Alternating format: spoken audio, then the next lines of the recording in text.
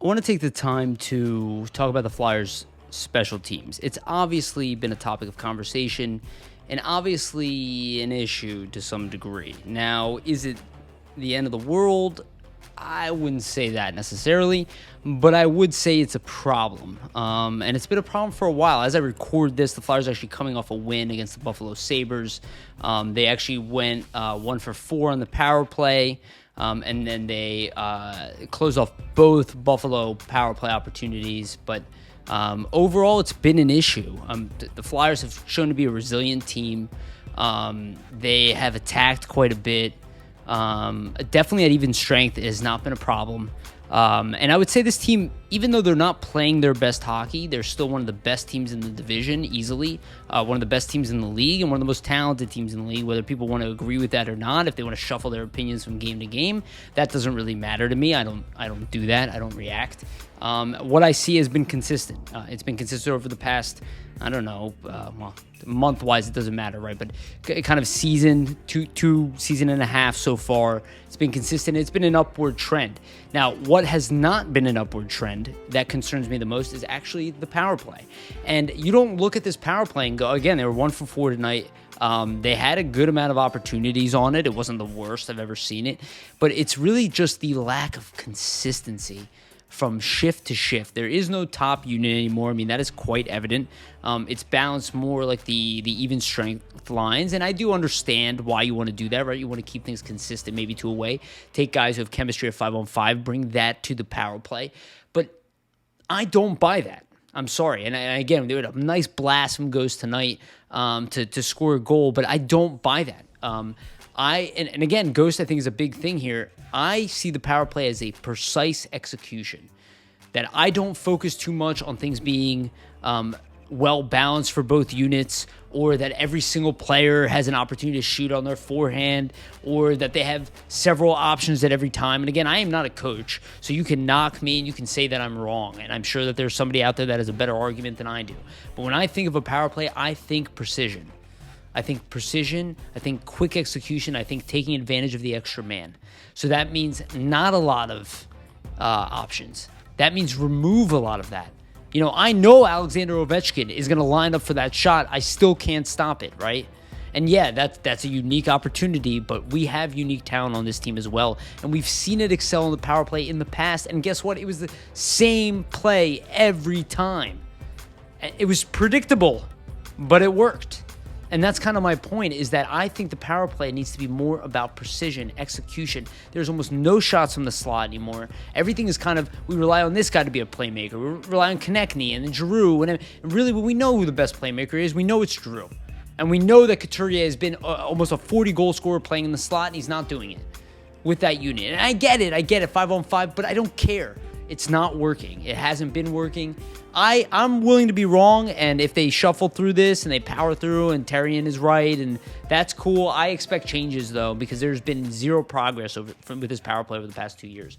None at all. They've been exactly the same. It was the same as when Hackstall left and the same now. And you can say that, yeah, they play slightly differently, but the productivity, the production from shift to shift is not consistent.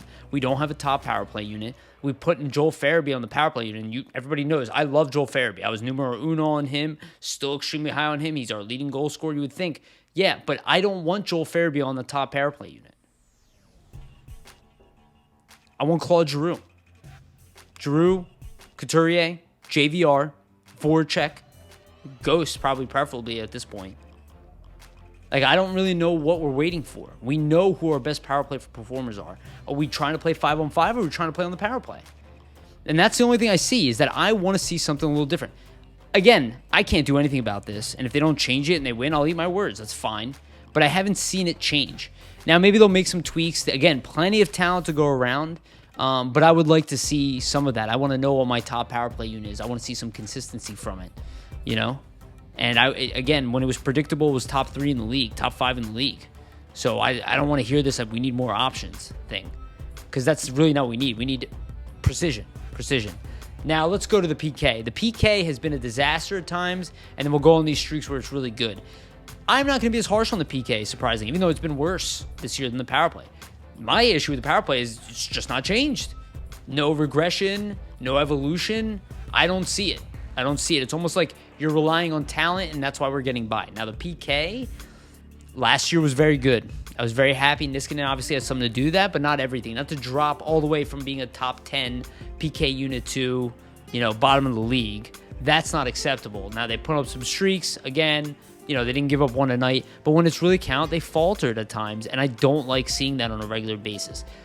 Having said that, I do think these things are fixable. I think the Flyers put themselves in a huge hole statistically to start the year, and I think they'll probably put some streaks together to get themselves out. At this point, we really just hope for middle of the road PK unit, but as long as it's going in the right direction, going in the playoffs, it's crucial though.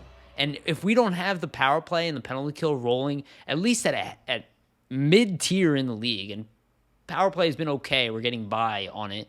PK's got to get better, but overall they both need to get better if we want to win a cup. That is really the defining difference between the Flyers right now. And I know people want to nitpick, you want to see a mistake by Provorov, but I don't care about these things. The reality is if we would be able to execute on most of these special teams where we don't blow a lead or just miss an assignment or maybe just produce zero offense on a power play and completely give up momentum the other way, these are the things that I see.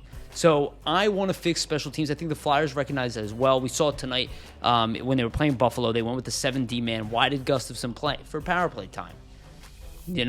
This is what they're trying to figure out. Why isn't the power play going? They're trying all these mixes. Again, I'm not smarter than Michel Therrien. I know we like to think we are. They know they're having these conversations. Maybe they're stubborn. Maybe they're stuck on something. Maybe they see something a different way. But we keep making jokes about Joey Mullen. Where's Joey Mullen? What was he doing? What was he doing right? Why was he so confident in those moves? I think about those things. But it was a good win against Buffalo. Again, when people panic, I just want to address this. And it drives me nuts. I don't dislike Eklund in any sense. Other people might dislike. I don't dislike him. I enjoy Hockey Buzz. You guys see, I have Russ Cohen on. I love Russ Cohen. And I plan on having more people from Hockey Buzz. I like them. That's how I found Bill Meltzer. I don't dislike Eklund, and I don't have a problem with people doing rumors.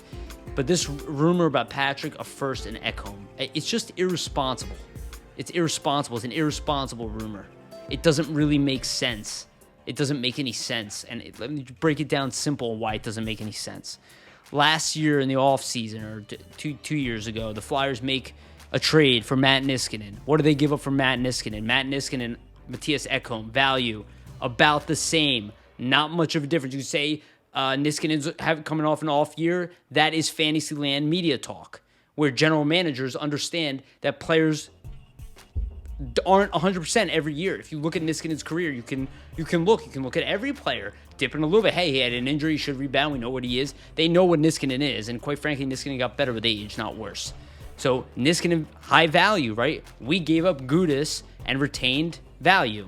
That's essentially third-round pick and Radko Gudis for Matt Niskanen, which, by the way, majority of people thought was a fair trade, or the Flyers actually got fleeced, which I thought was ridiculous. I thought we actually won that trade easily, and I think that's a position we stand right now with a team like Nashville. I don't know if we're going to make that trade, but I see the idea of throwing a first and Patrick is a goddamn joke. It's a joke. It's a disaster of an idea. If you ever see Fletcher do anything like that, he's out the door not long later. I asked the Capitals how trading Erat for Forsberg worked out for them. Erat was a good player. Yeah, they really needed that top six forward. They really needed it. That really paid off for that club. Yeah, giving up on a young talent for an aging veteran. It's great move, Really worked out. Like, we didn't win the Konechny and Gudis trade for Coburn, right? We didn't win that trade either, right? What are we talking about here? And even then, we didn't give up as much. And Coburn was damn good, as good as Ekholm is, whether people want to believe that or not. Coburn was excellent when he was here. And again, people are making this out to be like you need to devalue your own players to desperately make your team better. It's not going to help you, and you see the teams that behave that way very rarely come out on top. Very, very rarely. And Nashville being one of those teams who has a history of doing that, how's that paid off for them? How'd that Seth Jones trade look for them now? They needed a number one center, right? They got their number one center. Yeah, well, now they need Seth Jones again. They would want Seth Jones. I promise you, they would want Seth Jones looking back at that trade. Nobody should panic. Good teams are built over time, slowly. Yes, the Flyers will make a move. Yes, they could use a veteran defenseman. Nobody denies this. But special teams, That's what's important. You can't fix special teams overnight with one player. Matthias Ekholm would help. You don't want to throw away a 17-year investment in Nolan Patrick because you need a temporary fix for your PK. Stuff doesn't make any sense. Fix the power play, fix the penalty kill. You should see more wins. Flyers should skyrocket back up the standings. They're already working their way up there, where people want to believe it or not. They have games in hand, and all they have to do is put together a short little streak. They're right back on top of the